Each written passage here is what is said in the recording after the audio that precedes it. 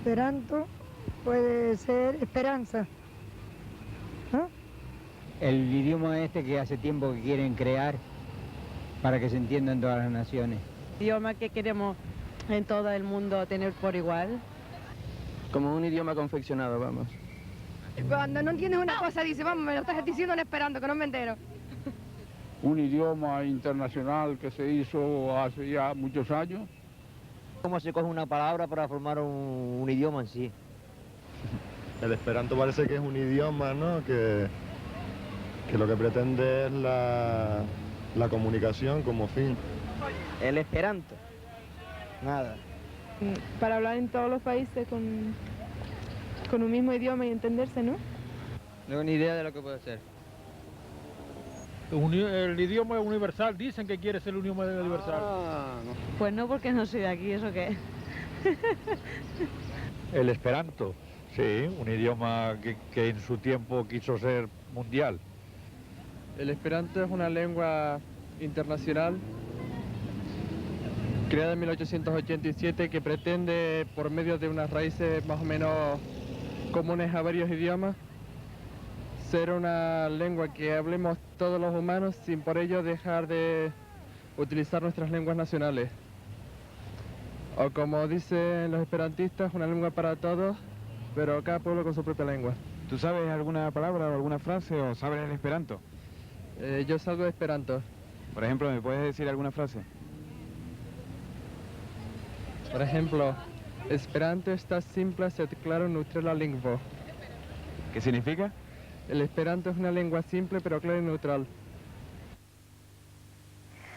Don Juan, ¿es realmente el esperanto una lengua simple, una lengua que se puede aprender con facilidad? ¿En cuánto tiempo se puede aprender el esperanto? Lenguas simples no hay, pero es más simple que cualquiera de las lenguas étnicas, porque es una lengua inicialmente hecha en un laboratorio, es como un canal con respecto a un río.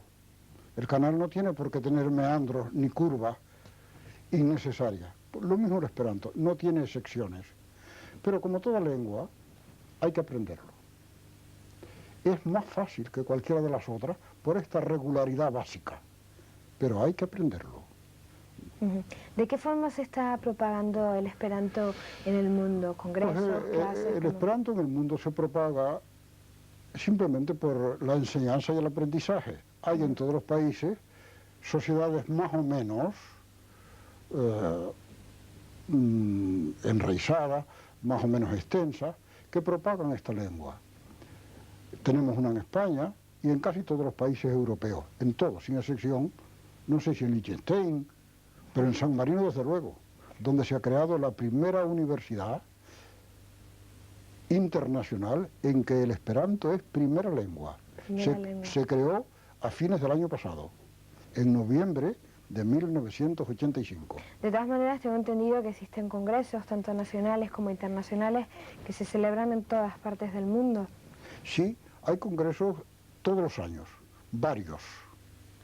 El del movimiento esperantista neutral es el más importante. Logra reunir siempre más de 1000, algunas veces hasta 5000 y hasta 6000 excepcionalmente, de representantes de todos los países. Suelen venir de 30, 40, 50 países del mundo. Bueno, en la encuesta que acabamos de ver hay gente que no tiene ni idea, hay gente que tiene una noción más o menos aproximada, hay gente que sabe hablar esperanto, pero el esperanto parece que no tiene una historia, o quizás que no tenga una historia muy difundida, y sin embargo lleva ya 100 años, el año que viene se celebra el centenario, ¿no? Y a lo largo de esa historia, tanto personas relevantes como papas, incluso el rey Alfonso XIII, han cooperado a la difusión de este idioma, ¿es cierto? Bien, con respecto a lo primero que me dijo usted, es cierto que la gente no tiene toda una idea muy adecuada, pero me gustaría que Televisión hiciera una encuesta sobre lo que es el sistema métrico decimal y que le preguntara a las mismas personas a ver qué resultado habría. Porque hay muchas cosas que no por no estar tan divulgadas dejan de ser menos interesantes. No, por eso lo estamos tratando aquí, don Juan. Bueno, Lo segundo que me preguntó... Sí, yo le preguntaba que la corta historia que tiene el esperanto son solo 100 años, tanto papas como Sí, incluso el sí. rey Alfonso XIII han ayudado a difundirlo. Es cierto, papas, varios, hoy mismo se puede decir la misa en esperanto porque hay una autorización canónica para ello.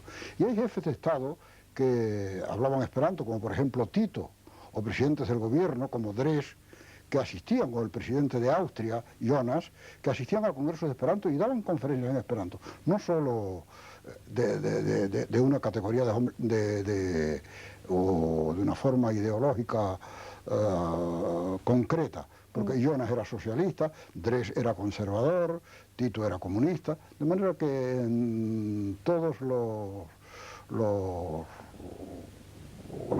formas de pensar, en todas las concepciones políticas, ha habido personas eminentes que han sido esperantistas. Dice usted que la historia es corta. Es cierto, 100 años no es mucho en la historia de la humanidad, pero durante esta corta historia, el esperanto ha sufrido las mismas vicisitudes que cualquier otro movimiento cultural, con amigos y enemigos. Hasta ahora el esperanto también ha tenido poderosos enemigos, todas las dictaduras. Primero, prohibido por Hitler, concretamente en un decreto que firmó Martin Bormann. Después prohibido por Stalin, durante el cual el poderoso movimiento esperantista de la Unión Soviética casi se apagó. Y en la España del régimen anterior no era nada bien visto. Don Juan, estamos luchando con el tiempo, ya prácticamente no tenemos tiempo más que para despedir y agradecerle su presencia aquí a don Pablo y a don Juan que hayan estado acompañándonos hoy en nuestro programa. Recordamos que mañana volveremos a acompañarles a partir de la 1:15 de la tarde. Muy buenas tardes y que tengan ustedes un feliz día.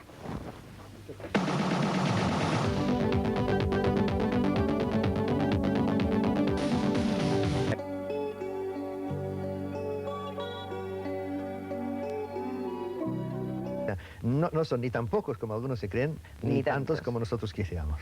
Señor Casanovas, usted decía que el esperanto se aprende de alguna manera, por decirlo así, autodidacta, Sí. es autodidacta, pero una persona que tenga interés, ¿cuánto tiempo puede tardar en aprender a hablar y a escribir correctamente? Porque además, bueno, se pronuncia tal y como se escribe. Sí, es una lengua totalmente fonética, o sea, a todo grafema le corresponde un fonema y todo fonema un grafema. Solo hay una manera posible de escribir cada sonido y a todo sonido le corresponde solo una manera, un signo, y a todo signo solo le puede corresponder un sonido. No puede equivocarse, no se tiene que preguntar si es con B alta, con B baja, si es con G, con J, esto es totalmente inútil, no existe.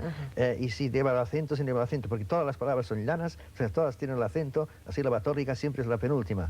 Por tanto, ya sobran todos los acentos. Ya. ¿Y cuánto tiempo puede tardar una persona en aprender a hablar esperanto? Claro, también depende mucho de la capacidad, de los conocimientos. Si uno sabe varias lenguas, por ejemplo, si tiene ya un cierto fondo lingüístico, pues puede aprenderlo, algunos en pocas horas, otros en varios días, otros en unas semanas, otros en unos meses. Tolstoy dice del mismo que lo aprendió en 2 horas. Es un caso extraordinario. Pues sí. Pero menos yo he conocido personas que viven en Barcelona que lo han aprendido en 2 o 3 meses. Otros lo aprenden en 1 año.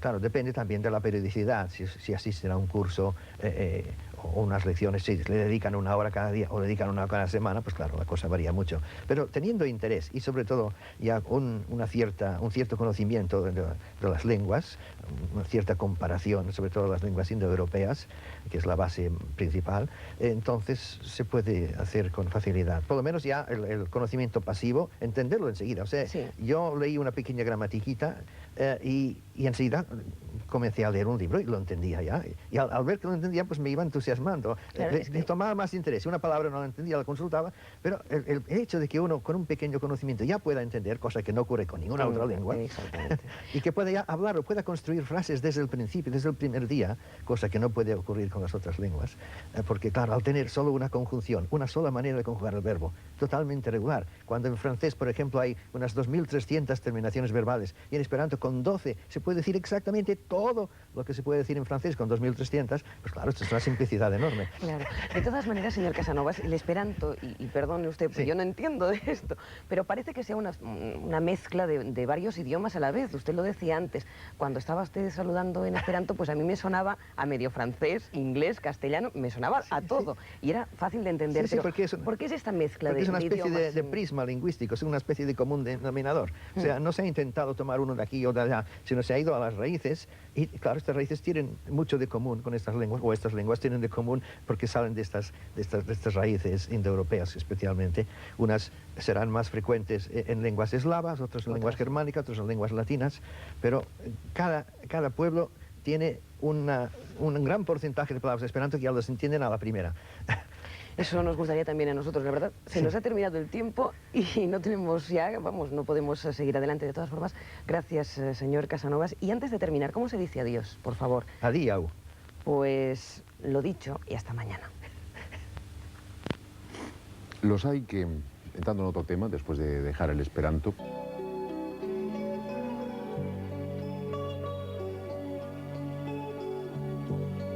El conocimiento de idiomas es algo muy positivo hasta para estas chicas que se proponen competir en el mercado común.